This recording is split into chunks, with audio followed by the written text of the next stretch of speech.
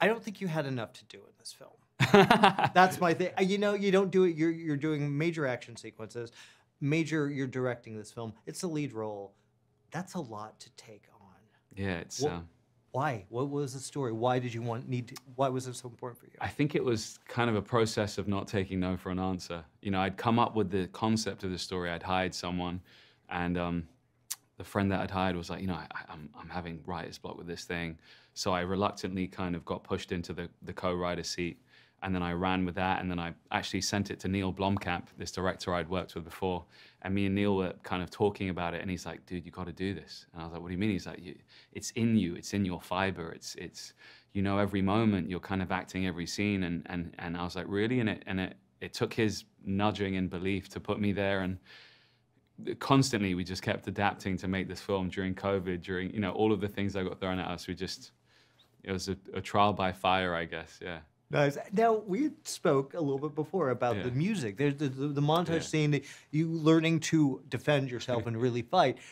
The drum sequence was absolutely stunning. Thank you for noticing that. Yeah, can we talk a little bit about that? It was crazy. That was our first like pre-shoot section. But I'd always wanted to pay homage to the amazing, like, you know, martial arts films that have the great training sequences. You know, Rocky, Creed, you know, Karate Kid even. But I wanted to do my own version. I think India is so inherently a musical culture. Yeah. And a very close friend of mine is an Indian classical musician. It's sort of a dying art form in a way, you know. And there's this maestro, they call him Ustad. His name's Zakir Hussain. He toured with Ravi Shankar and the Beatles. And my dream when I penned this was to kind of do a call and answer, like a piece of jazz, or they call a jugalbandi in India, with me on this like dusty rice sack, and this man answering on a tabla. And, you know, this kind of drum call and answer happens. And it's like, you know, I didn't want him to say any words. It's like, you know, me and R2-D2 training me. And it's one of the coolest things, like culturally, and it's ferocious by the end of it.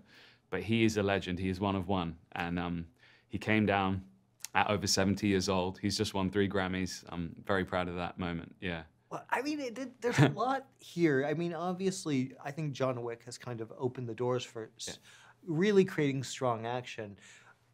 How did you go through the process of creating the action and working with the stunt players? Yeah, I mean, you know, I actually hung out with Chad for a bit, and he was the director of John Wick, and he was really gracious. And I'm a huge fan of action cinema. You know, everything from Bruce Lee to Jet Li, Jackie Chan, you know, Sammo, then you got the Indonesian guys with Raid and, you know, Iko, and I just love it. And then the Korean cinema. And for me, that's the stuff that flowed out of me the easiest when writing the script, was the most sadistic, weird, violent, like, moments. But it was a hero that didn't have the tools and was very resourceful.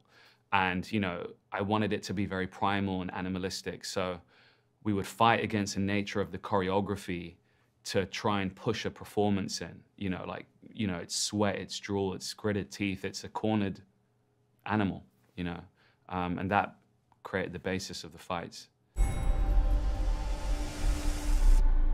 Do you remember me now?